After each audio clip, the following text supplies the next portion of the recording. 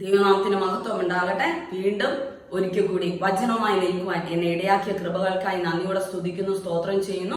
ഇന്നും നാം പഠിക്കുവാൻ പോകുന്നത് ബൈബിളിലെ ഒരു സ്ത്രീരത്നത്തെ കുറിച്ചാണ് നാം പഠിക്കുവാൻ പോകുന്നത്. കാലേബിന്റെ മകളായ അക്സയെ കുറിച്ചാണ് നാം പഠിക്കുവാൻ പോകുന്നത്. ഒരു നിമിഷം നമുക്ക് തലകളെ വണക്കം, പ്രാർത്ഥിക്കാം. ഹല്ലേലൂയ. കർത്താവെ, സ്ത്രീരത്നങ്ങളെ കുറിച്ച്, ബൈബിളിലെ സ്ത്രീരത്നങ്ങളെ കുറിച്ച് പഠിക്കുമ്പോൾ കർത്താവെ, ഹല്ലേലൂയ, ബൈബിളിലെ ഓരോ സ്ത്രീകളുടെയും ദൗത്യം അങ്ങ് കൊടുത്തിരുന്നത് എന്താണെന്ന് മറ്റുള്ളവർക്ക് മനസ്സിലാക്കി കൊടുക്കുവാൻ കർത്താവെ എന്നിലൂടെ അങ്ങ് കൃപ ചെയ്യണമേ എന്ന് പ്രാർത്ഥിക്കുന്നു. കർത്താവെ, ഞാനല്ല അപ്പ സംസാരിക്കേണ്ടത്, അങ്ങ് തന്നെ സംസാരിക്കുമാറാകണമേ. അങ്ങ് എന്റെ നാവിലൂടെ ഇടപെടുമാറാകണമേ എന്ന് പ്രാർത്ഥിക്കുന്നു. അനേകം പേർക്ക് കർത്താവെ ബൈബിളിലെ സ്ത്രീകളെ കുറിച്ച് വ്യക്തമായി പഠിക്കുവാൻ തക്കവണ്ണം അപ്പ കൃപ ചെയ്യണമേ എന്ന് പ്രാർത്ഥിക്കുന്നു. കർത്താവെ, എന്നെ താഴ്ത്തി ഏൽപ്പിക്കുന്നു. യേശു ക്രിസ്തുവിന്റെ അതിപരിശുദ്ധ നാമം തന്നെ. ആമേൻ, ആമേൻ, ആമേൻ. നമുക്ക് അക്സയെ കാണുവാൻ സാധിക്കുന്നത് ജോഷുവയുടെ പുസ്തകം 15-ാം അധ്യായം അതിന്റെ 16 മുതൽ 19 വരെയുള്ള വാക്യത്തിലും, ന്യായാധിപന്മാരുടെ പുസ്തകം 1-ാം അധ്യായം അതിന്റെ 12 മുതൽ 15 വരെയുള്ള വാക്യത്തിലുമാണ് കാണുവാൻ സാധിക്കുന്നത്. അവിടെ ഒരു യുദ്ധം സംഭവിക്കുന്നതും, അവിടെ യുദ്ധം നടക്കുമ്പോൾ കിരിയാത്ത് സെഫർ എന്ന സ്ഥലം പിടിച്ചടക്കുവാനായിട്ടുള്ള ഒരു യുദ്ധം നടക്കുകയായിരുന്നു. അപ്പോൾ കാലേബ് ഇങ്ങനെ ആഹ്വാനം ചെയ്യുന്നതാണ് നമുക്കിവിടെ വായിക്കുവാൻ സാധിക്കുന്നത്. ന്യായാധിപന്മാരുടെ പുസ്തകം 1-ാം അധ്യായം അതിന്റെ 12 മുതൽ 15 വരെയുള്ള വാക്യങ്ങളാണ് ഞാനിപ്പോൾ വായിക്കുവാൻ പോകുന്നത്. അപ്പോൾ കാലേബ് കിരിയാത്ത് സെഫർ ജയിച്ചു കടന്നു വന്നവന് ഞാൻ എന്റെ മകൾ അക്സയെ ഭാര്യയായി കൊടുക്കും എന്ന് പറഞ്ഞു. കാലേബിന്റെ അനുജനായ കെനസിന്റെ മകൻ ഒത്നിയേൽ അത് പിടിച്ചു. അവൻ തന്റെ മകൾ അക്സയെ അവന് ഭാര്യയായി കൊടുത്തു. അങ്ങനെ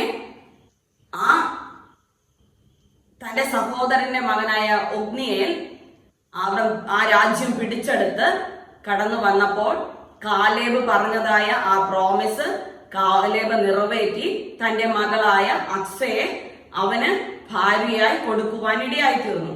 അങ്ങനെ ഇരിക്കെ ആ ഒത്നിയേൽ ഈ അക്സയോട് പറഞ്ഞ് തന്റെ അപ്പന്റെ കയ്യിൽ നിന്ന് നല്ല സ്ഥലം, നീരോട്ടമുള്ള സ്ഥലം നമുക്ക് നേടാം എന്ന് പറഞ്ഞപ്പോൾ അക്സ തന്റെ അപ്പന്റെ ഭവനത്തിലേക്ക് കടന്നു വന്നപ്പോൾ പറയുന്നതാണ് നമുക്ക് 14-ഉം 15-ഉം വാക്യത്തിൽ നമുക്ക് കാണുവാൻ സാധിക്കുന്നത്. അവൾ വന്നപ്പോൾ തന്റെ അപ്പനോട് ഒരു വയൽ ചോദിപ്പാൻ അവനെ ഉത്സാഹിപ്പിച്ചു. അവൾ കഴുതപ്പുറത്തു നിന്ന് ഇറങ്ങിയപ്പോൾ കാലേബ് അവളോട് നിനക്ക് എന്തു വേണം എന്ന് ചോദിച്ചു.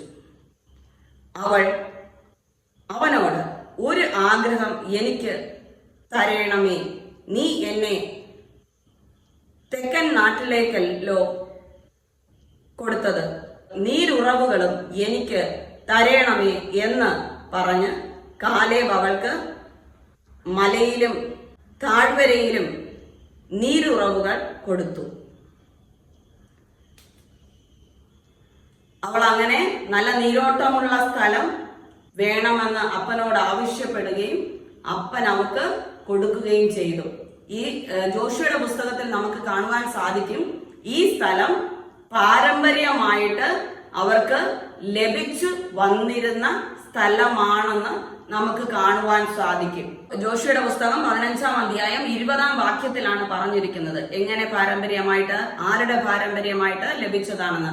യഹൂദ ഗോത്രത്തിന് കുടുംബമായി കിട്ടിയ അവകാശം ഇതത്രേ എന്ന് നമുക്ക് വായിക്കുവാൻ സാധിക്കും. അവകാശമാണ് അക്സയ്ക്ക് കാലേബ് കൊടുക്കുവാൻ ഇടയായി തീർന്നത്. ആ പാരമ്പര്യ അവകാശത്തെ അവൾ നേടിയ വ്യക്തിയാണ് അക്സ എന്ന സ്ത്രീരത്നം. അക്സ എന്ന് പറയുന്ന ആ സ്ത്രീരത്നം യഹൂദ വംശ പരമ്പരയായി അവർക്ക് ലഭിച്ചു കൊണ്ടിരുന്ന ആ കുടുംബ സ്വത്താണ് അവൾ പ്രാപിക്കുവാൻ ഇടയായി തീർന്നത്.